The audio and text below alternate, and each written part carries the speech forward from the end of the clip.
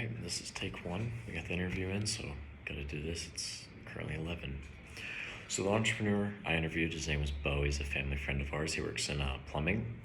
He works out of Linden, Utah. Dirty. And his main stream of revenue is just installations and the selling of finished new made products like toilets, etc., etc. Oh, and heated driveways. So they were working for, him and his father were working for a business that was going bankrupt. So they kind of started this business out of need. So that was kind of the opportunity that they took when they kind of stopped getting paid and the company stopped doing a bunch of other things. They didn't really have any mentors. They just had the experience from working in the industry for so many years, lots of trial and error. And they really just picked very carefully with their management team. They picked guys that they had worked with for a while and guys that they trusted. They just took their plumbers and converted them to managers. They didn't necessarily have like managing skills per se. They just had the knowledge that they needed to move from plumbing to management. Critical resources is just who you know for everything. It's, do you know the builders? Do you know a supply? Do you know a supplier? It was really just that.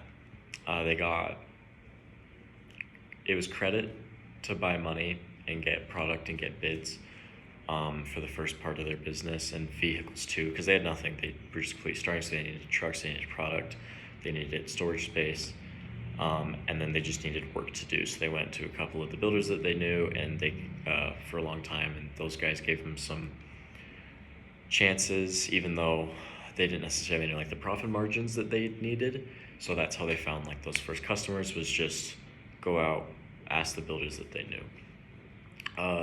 It was financed in the beginning with a couple loans, but after that, him and his father didn't take any checks. They just paid their employees and put everything directly back into the business for about the first 10 years. They have now 60 employees, 11 million in sales per year, 35 trucks, 10,000 square feet of warehouse, and 1 million in inventory at any given time. They spend about 3 to 4 million on inventory per year. They mostly just try and keep guys like out of the supply house because it's not cost effective. It becomes like a middleman.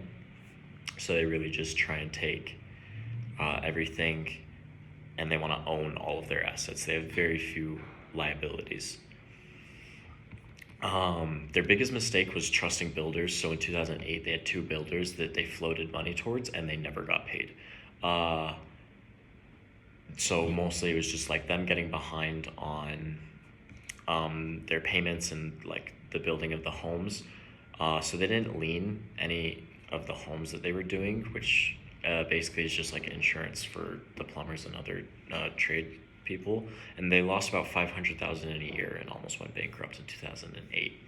So now when it's lien time, they always lien, and they had to make sure they paid all their guys first. So that was like that main thing that they learned was, if it's lien time, they're gonna lien. Because when it comes down to it, business is business, friendships will be broken, and you gotta protect your business. I was just really impressed on how well they built everything. They just really took the time, effort, and money into putting everything together, building their team of people, which is what they said was their secret sauce. The right people in management to the team was the number one thing to scaling and building. Everything else came next. Being honest and doing what you say. He says he doesn't say anything out loud that he can't do. So if he says it, that's his word. He will do it.